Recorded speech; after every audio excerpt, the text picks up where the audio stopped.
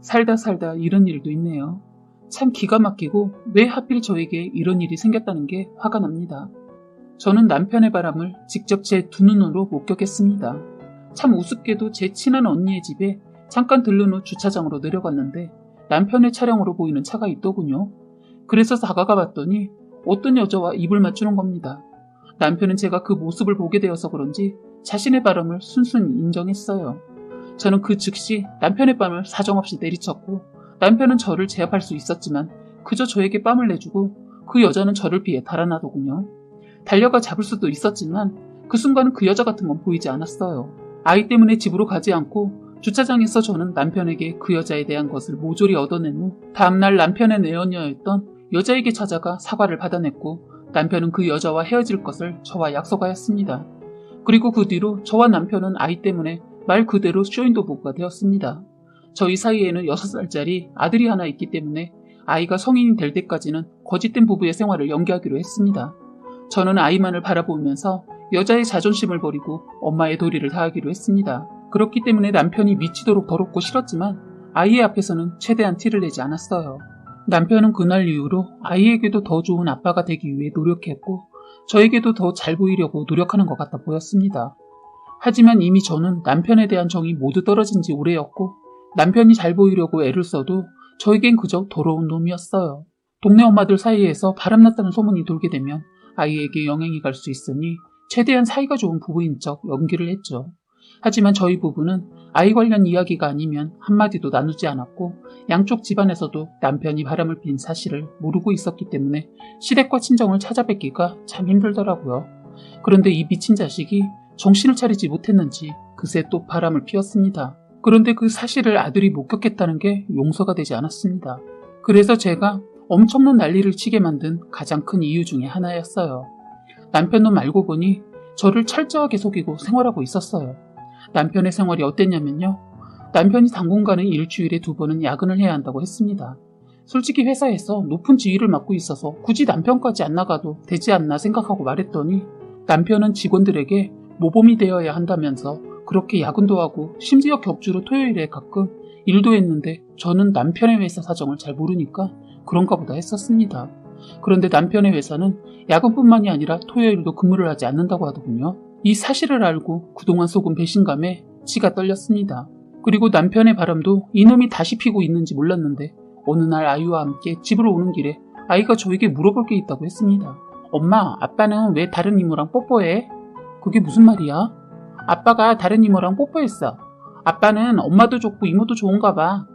저는 그 말을 듣자마자 너무 큰 충격에 빠졌고 혹시라도 아들이 충격받을까봐 저는 아무렇지 않은 척하면서 아이에게는 잘 설명도 하지 못하고 다른 주제로 말을 돌리게 되었습니다. 아이가 이 모습을 보게 된 것은 남편은 자신의 폰으로 가끔 어린이 프로그램 동영상을 아들에게 틀어주었습니다. 그런데 그때 남편의 폰으로 상간녀가 뽀뽀하는 사진이 담긴 문자를 보내게 되었고 그것을 아이가 보게 되었던 것이었습니다. 아이도 알게 된 이상 저는 저희의 생활을 이어갈 수가 없었고 이참에 모든 증거를 모아 이 상황을 제대로 끝내야겠다는 결심이 들었어요. 우선 남편의 내연녀에 대해 알아보았는데 글쎄 내연녀가 저번에 저에게 들킨 그 여자인 것입니다. 저에게 헤어진다고 말을 해놓고서는 그때까지 계속해서 만남을 이어왔던 것이더군요. 그런데 그 여자 저의 뒷목을 잡게 했던 건 2년 전 아이까지 나왔더라고요. 한마디로 남편은 저와 그 여자 사이에서 두 집 살림을 하고 있었던 것이었습니다. 참 기가 막히더군요. 우선 저는 절대로 이혼을 해주지 않을 것이라 각오하고는 남편의 폰을 몰래 보면서 증거를 모아봤습니다. 그런데 글쎄 이번 주말에는 그 여자의 아이를 여자의 친정에 맡겨놓고 호텔에 놀러가 놀자는 계획을 세우고 있더군요. 그래서 저는 호텔의 이름과 호텔의 룸번호를 모두 외워둔 뒤 저도 주말에 아이를 친정에 맡겨놓고 그 호텔로 찾아가서 저는 초인종을 눌렀습니다. 초인종을 눌렀더니 무엇을 주문했는지 몰라도 물어보지도 않고 자연스럽게 문을 열더군요. 순간 저를 본 그 여자는 얼굴빛이 벌겋게 달아오르더군요. 이 여자 당황했는지 문을 잡고 있는 손이 벌벌 떨리더군요. 문을 발로 밀어 호텔의 룸안을 보니 이 여자가 뭐 하시는 거예요? 되려 저한테 무례하다는 듯 말을 하더군요. 확인할 게 있어서요 하면서 안을 보니 남편의 모습이 보이지 않더군요. 이렇게 하면 이들은 아마도 제가 그 여자가 다른 남자와 함께 온 거구나 하고 생각할 것이라고 생각했나 봐요. 남편도 제가 2번째 결혼기념일에 주문 제작으로 선물해 주었던 구두였다는 것을 몰라서 그런지 둘 다 저를 속이려 하더군요. 그래서 저는 누가 봐도 남편의 것으로 보이는 신발을 보고 이야기했어요. 오랜만이네요. 잘 지냈어요? 여긴 갑자기 왜 찾아오셨어요? 그때 제가 사과하고 모두 끝난 거 아니었나요? 저의 사생활까지 이렇게 침범하는 건 조금 아닌 것 같은데요. 저도 끝난 줄 알았는데 이 신발을 보니 끝난 게 아닌 것 같아서요. 이건 그냥 제 남자친구 신발인데요. 남자친구?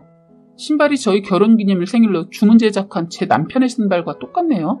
사실 조금이라도 더 반박해주길 바랬지만 제 말에 놀랐는지 아무 말도 하지 못하는 겁니다. 그 이는 어디 있어요? 분명 이 안에 있을 텐데. 내가 뒤집어 엎기 전에 네 발로 나와. 그랬더니 살짝 닫혀있던 방통으로 문이 열리더니 남편이 나오더군요. 여보, 여긴 어떻게 왔어? 뭘 어떻게 와? 재밌든?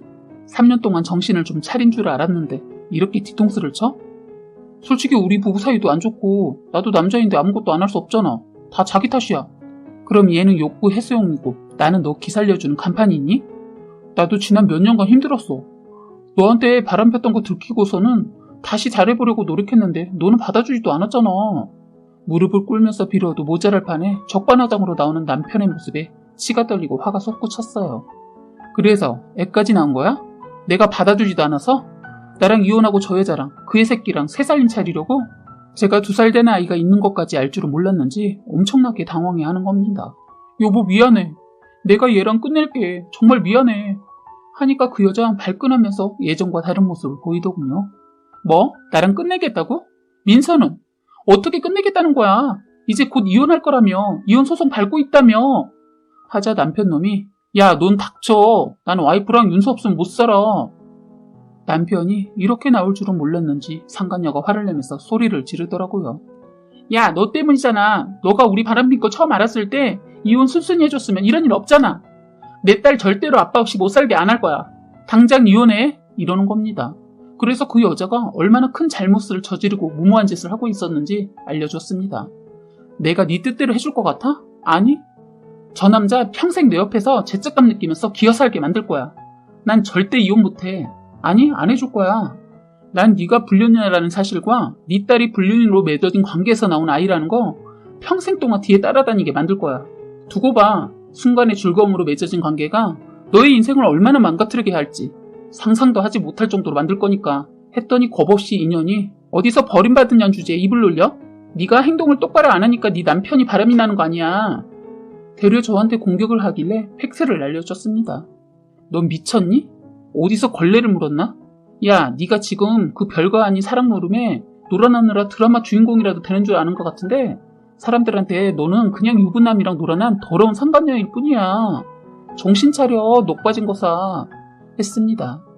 안으로 들어가기 전에 문을 그 여자 모르게 신발로 살짝 끼워놨더니 큰 소리에 사람들이 하나둘 모여들기 시작하고 그제서야 부끄러운 것을 조금 깨달았는지 서둘러 짐을 챙기더군요.